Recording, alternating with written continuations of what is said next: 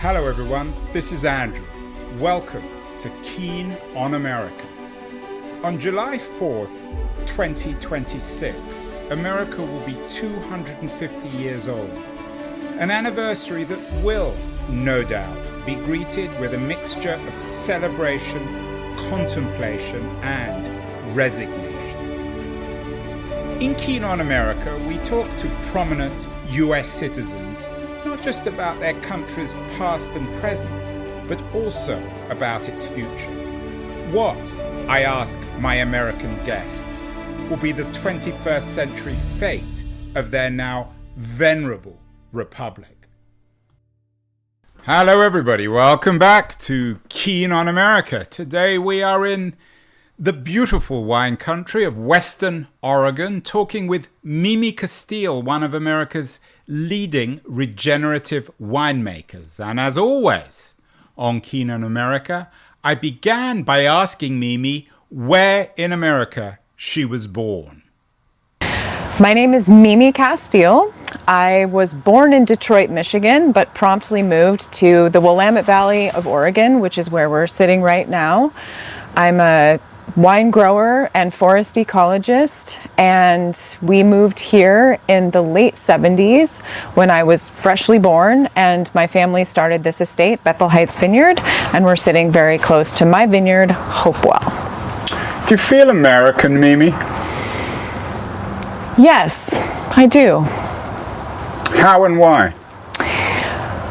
Americanism for me is really the independent spirit that imbues the rural landscape, I think, and I don't mean that in any political way, but the way that Americans in their best and finest moments all can relate to a spirit of independence and what it means to be both self-reliant and codependent.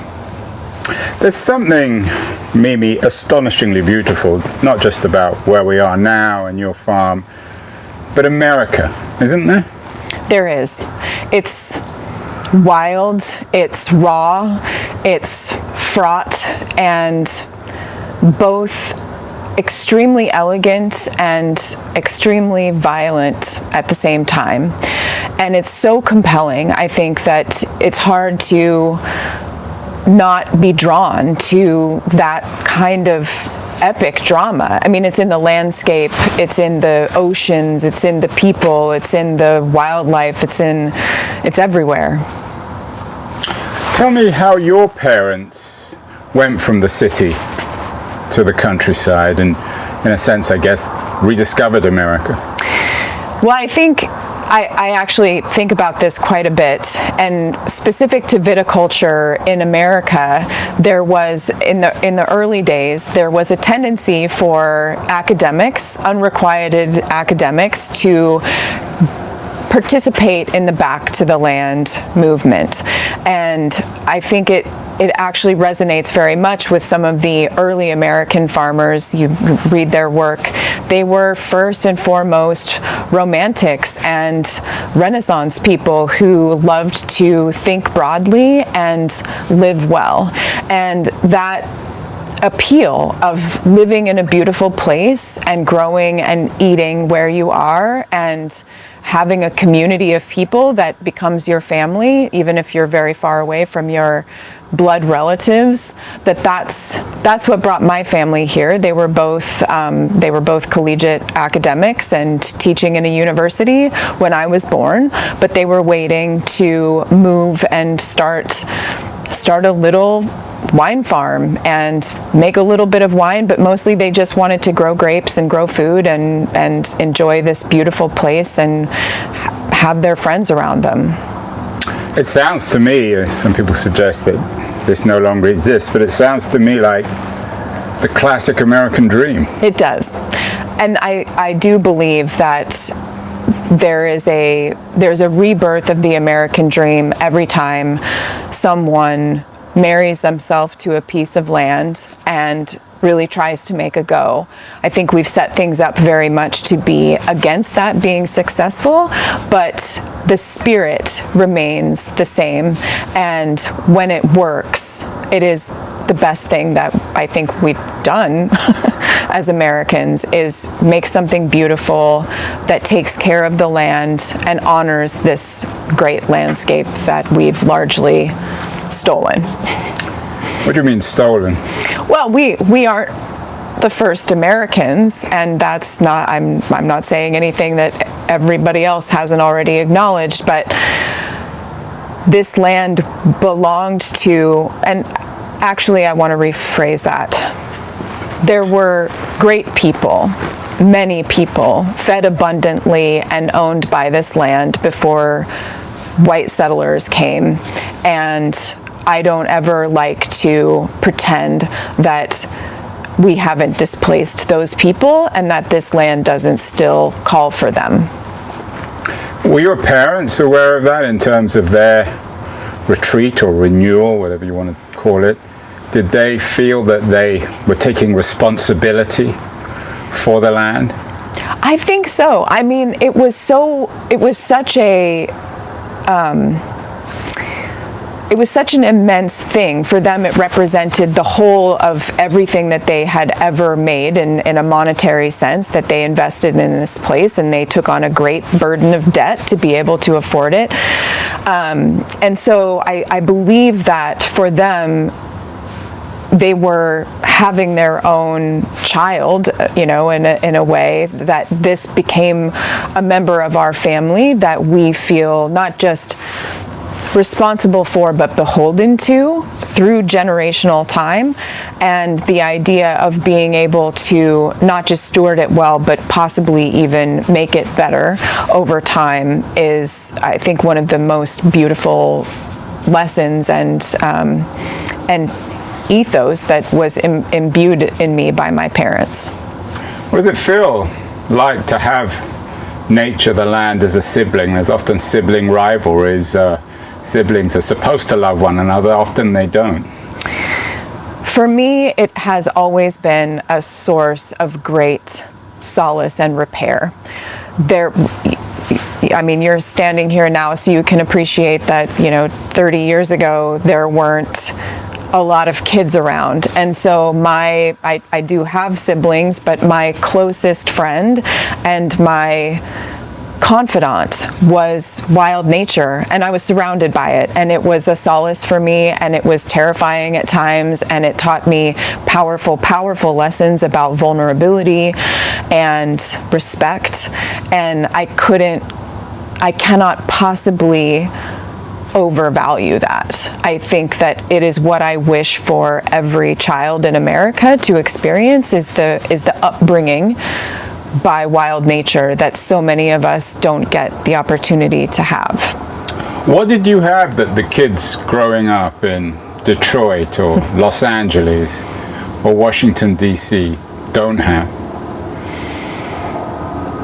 I think that there's something so valuable, so precious about knowing from a very young age that we are utterly dependent on this substrate that we don't even see on a daily basis, that there are powers around us all the time that could wipe us out in an instant, and to be made aware of that and also be taken care of by that, I think it is truly the greatest gift we can receive. And that is why I work outside of my own farm now to try to make that possible for people to connect in a way that they're not given the opportunity to if they're born in the middle of Detroit or Los Angeles. We can all benefit from having a very close relationship with nature, and that's not just a happy phrase that I toss around lightly. I really believe that it is the only way that we are going to solve our problems. What does it teach, or what should it teach young Americans about being on the front line and having a front seat to nature? Is it lessons about the crisis of the environment? Is it lessons about spirituality? Is it lessons about community? I think the the primary lesson is love and humility. I think that we will save what we love, and right now, we don't love the thing that will save us. And so for me, it all turns on affection, like in Howard's End, the beautiful words. It all turns on affection now, because it does. We will only save what we love, and we are so bound to the fate of our ecosystems, that humility, that respect, that spirituality that we can get through a connection with nature, and a dependence, an acknowledgement of our codependence on our environment. It's love. It's love in its purest form. Wave after wave of innovators, idealists have retreated to the land, Mimi, in American history, from pre-revolutionary times to, of course, today through the 1960s. Some people might say, well, it's the privilege of the elite. Your parents were academics, they worked very hard and made a success, but they had some resources. Can America, I know you're not so keen on this word, I can't think of a better word, can America scale, urban America scale, so that everyone has your opportunities to embrace nature? After all, there are, over 300 million Americans. It's a big country, but there isn't enough nature to spread around, is there? There's more than enough. We just are currently managing land so that people are excluded from it, as opposed to being embraced by it and finding their place in it. And I think we have ample opportunity to change that. We have, as you say, we have 300 million people. That's 600 million hands and eyes and 300 million hearts. And if that were all directed towards the love and repair of our natural world, there's absolutely no trajectory that doesn't look better than the one that we're currently on. It's a matter of reframing what we believe are the boundaries that protect us, when in fact they're the boundaries that keep us from making progress. And I'm talking about property boundaries, political boundaries, existential boundaries, all the boundaries. Mimi, is that the great tragedy then of the American story, the industrial occupation of land? As you say, it's a huge country. When you drive across it, most of the land is enclosed. It's owned by large corporations, often multinational corporations. America originally offered the promise of land for European immigrants who could come and take it and farm it in a small way. Is that the great tragedy of the American narrative over the last couple of hundred years? I believe it's a very principal one, yes. I think that the idea that we own and can boundary what is actually a flux, basically. It's a flux of substrate, it's a flux of organisms, it's a flux of gases, and the idea that we can boundary that and that we can somehow consider it an extract, and that the derivatives of that extract are what we put value on, has basically been at the heart of the chief wrongs that we have done. And I do hope that we can shift the way that we think about it soon. Mimi, you're a capitalist, a small-scale capitalist. You're in the business of selling your wine. You play the markets like everyone has to. They don't have much choice. But is the problem, in overall terms, the nature of American capitalism, a winner-take-all capitalism and industrial capitalism where these huge corporations own the land and exclude everyone? Or is the problem capitalism itself? I prefer honesty in moments like this. And the answer to that question is I'm not sure. Because I think 20th century capitalism is much like 20th or 21st century anything. And it's not the isoform of what that was conceived of as. And I do believe that if we honored words and concepts like enough, if we acknowledged when we've achieved what feeds us, keeps us healthy, makes us whole, that capitalism isn't necessarily a problem, but the getting ever more, the idea that ever more is even possible, much less desirable, is where, yes, I think it will fail, and it has failed, and we will fail if that is where we continue to go. Where is America, Mimi, in 2024? Some people are hopeful of a brighter future, others are much darker, both on the left and the right. What's your overall analysis, and how does your overall analysis fit into your experience and your life as a farmer in Oregon? Well, I feel very lucky to say that I am optimistic, and hope is what drives everything that I do. And it's called, excuse the pun here, but of course your vineyard is called what? Hope.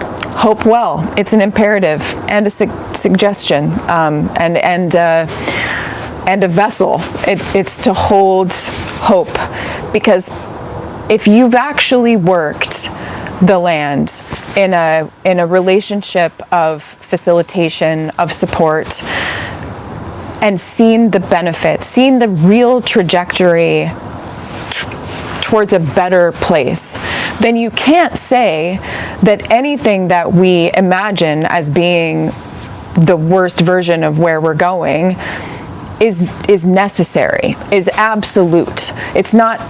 This isn't a zero-sum game. The models that we look at that give us all so much panic are actually informed by data that is sort of standard current practice. But the tweaking of the model with a better way of doing things and a better way of living together makes a very different scenario. And I think one of the biggest limitations we have right now is that our imaginations are programmed to go in the worst possible direction. And the evidence around us is making that easier. But if you do a full day's work with the land and see the beautiful things that happen every second, every time the land is disturbed, it wants to repair. And if you observe that day in and day out, you cannot help but hold hope. Because if it's possible on the most degraded piece of land, it is certainly possible everywhere. How does it affect the human psyche? One of the crises of the America of the 2020s is one of anxiety. Some people have suggested this is a consequence of social media, others of late-stage capitalism. Some therapists and psychologists I've talked to on the show have suggested that nature is the best antidote to anxiety. What's your take on this? There's actually very robust research and evidence to support the idea that nature does alleviate anxiety. And at a cellular level, there's a reason for that. Anxiety is a natural product of evolution. Being in an environment that is unsafe should provoke an anxious response. You should, as an individual person, organism, want to get to an environment that is supportive for your health and well-being. So nature is the obvious antidote, and we see that every day as green spaces emerge and become successful in urban areas. People who have proximity to and access to those green spaces do better at every outcome: health, mental health, everything.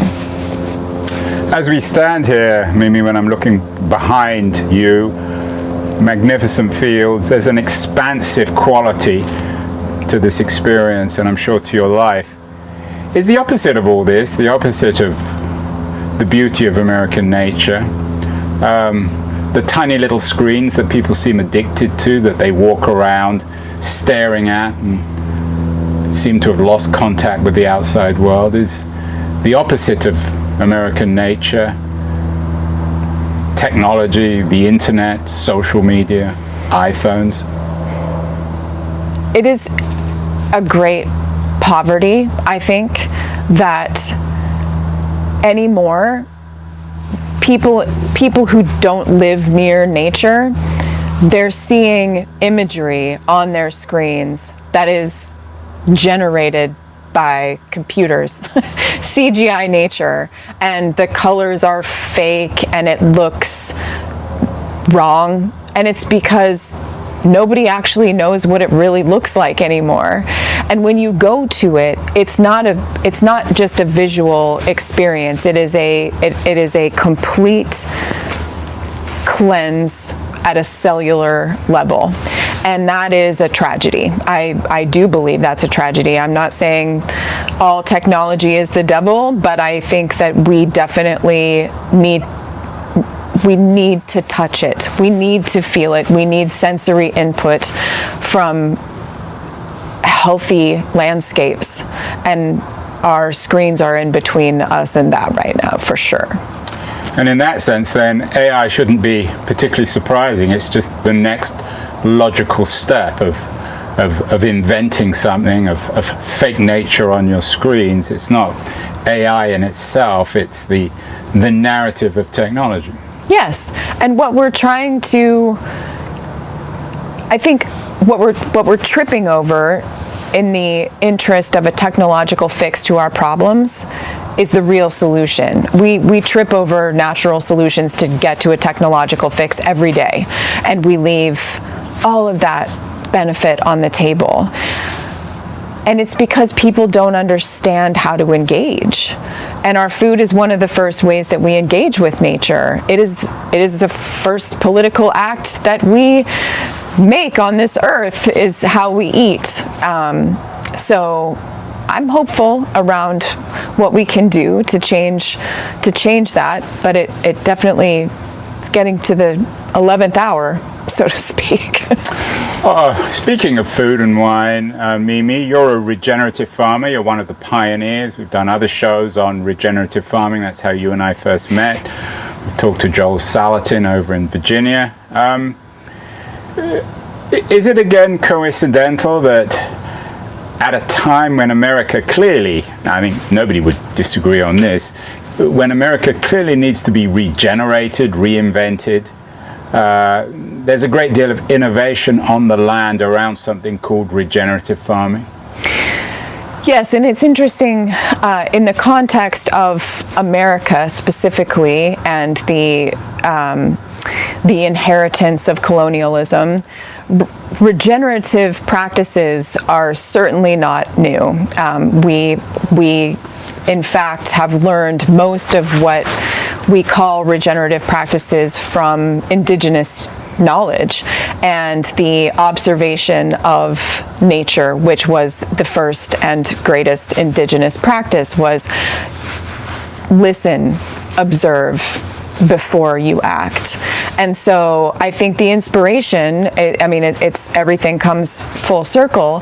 The inspiration is not new. It's just recognizing that we didn't arrive here with any answers, actually. We arrived here with a lot of ways to make things worse and more complicated. And now the simple return to a more benign relationship with the lands that we occupy, that is very promising. And whether you call it regenerative or you call it ecological farming or biological farming, nature will teach us how to do it. There's no recipe. There is a curiosity and an ethos of doing no harm that I think can inspire the process and the journey, but it needs to be in place with love and with eyes and with hands. It's not a thing that you do with a book and a screen. Is there a certain tragic quality to the narrative you're offering, Mimi? The Europeans came here, They wiped out, sometimes consciously, sometimes inadvertently, the native peoples. And now, 300-400 years later, we're finding that their way of life with nature, their appreciation, their way of treating the soil is the right way. It is hugely tragic and also very hopeful, I think. Those cultures, as much as we've damaged them, they persist, and their echoes on the landscape persist. And there's a future where I hope we're working together on regional landscape level repair. And that's not just possible, but you can imagine how far we could go in 10 years if we collaborated and honored the vast repository of information that still exists in those cultures, and engaging at the level of not just hypothetical and theoretical, but creating regional programs that are, reconnecting landscapes and reconnecting people with those landscapes. It's the most exciting thing that I think we could do right now, and hopefully try to soften some of the tragedy that we all kind of try to avoid all day long. And I really hope to see some of that in my lifetime. Could you be a little bit more concrete? You talk about reconnecting people. Well, what exactly does that mean? And what would you like to see happen over the next 10, 20 years to begin to regenerate not just American life, but American agriculture? Well, for example, this region, this bioregion that we're in right now is a good friend of mine and very sort of excellent human being has coined it the Salmon Nation. And salmon are the sort of iconic representation of a connected landscape, because the limits of anadromy, or the bringing of ocean nutrients into inland landscapes, is what the salmon represent, and they're a spiritual animal. And the indigenous people, many different cultures that occupied the Salmon Nation, they still live here.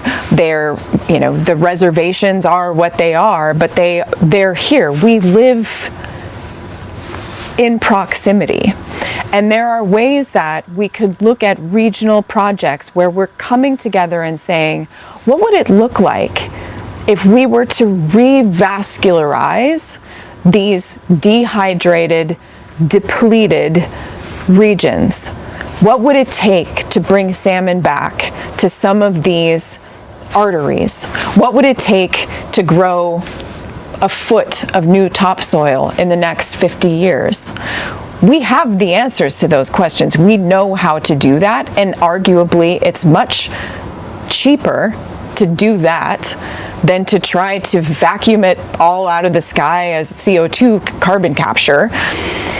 And so I would like to think that we could engage not just on that this is on the reservation and this is, on private land, but as people who are owned by this land collectively together now. Can we stand together, and can we allow that together we might have even better answers for the future?